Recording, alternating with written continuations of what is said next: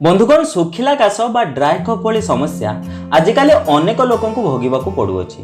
थरे सुखिला काश हेले ता सहजरे भल होई न थाए। सेथिपई आपण अनेक प्रकार कफ सिरप सेवन मध्य करिथांती, जहा स्वास्थ्य पई बहुत अधिक हानिकारक अटे। एमिति परिस्थिति रे आपण करिवे तो करिवे कोन, सेथिपई व्यस्त हेबार आवश्यकता नाही। आज मु आपनको पई एमिति एक चमत्कारी आयुर्वेद घरोई उपचार नै आसीछि, जहार सेवन द्वारा आपणक सुखिला काश बा ड्राई कफ तुरंत भल होइजिवो। एहाकु छोट पिलांकठू आरंभ करी वयस्क व्यक्ति मानक पर्यंत समस्त सेवन करि परिबे। निहाती आपण थरे एहार ट्राई करंतु। तेबे चलंतु जानिबा एहाकु आपण केमिति बनेबे एवं आपण एहार सेवन केमिति करिवे।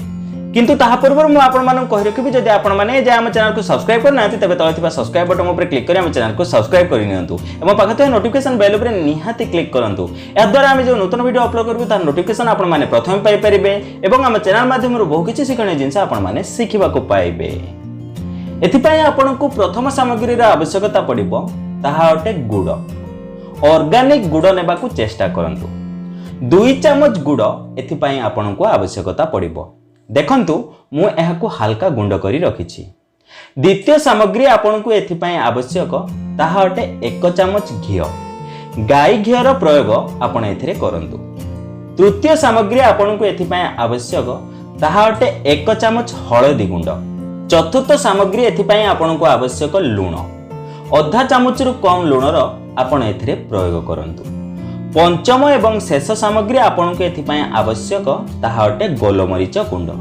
आधा चम्मच रु कम गोलमरीच गुंडर आपण एथिरे प्रयोग करंतु। गोलमरीच को पेसी आपण एमिति गुंड प्रस्तुत करंतु।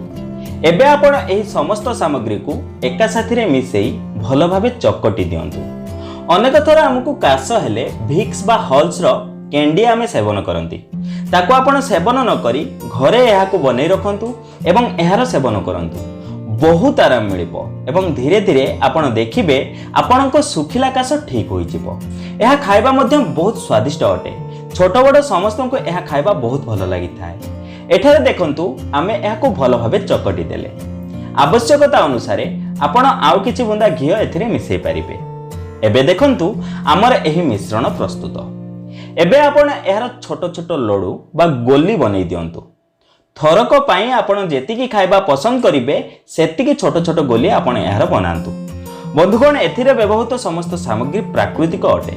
एहा हमें सहजरे सेवन करि परिबा, कारण दैनंदिन जीवन रे हमें एही समस्त सामग्री रो प्रयोग हम खाद्य रे करिथाउ। आ गुटे बड़ कथा हैला आपण जानिछंती आपण कोन बनै सेवन करूछंती। एहा हम सुखिला काश बा ड्राई कफ भली समस्या पई एक रामबाण घरोई उपचार अटे। एहा काश पई बहुत इफेक्टिव रेमेडी अटे। पिलांको आपण दिन रे थरे एहाकु देई परिबे एवं बड़ लोक माने एहाकु दिन रे 2 रु 3 थर सेवन करि परिबे। एहाकु बने आपण एक एयर टाइट कंटेनर रे रखि दियंतु। एहाकु आपण थरे बने 4 रु 5 दिन पर्यंत सेवन करि परिबे।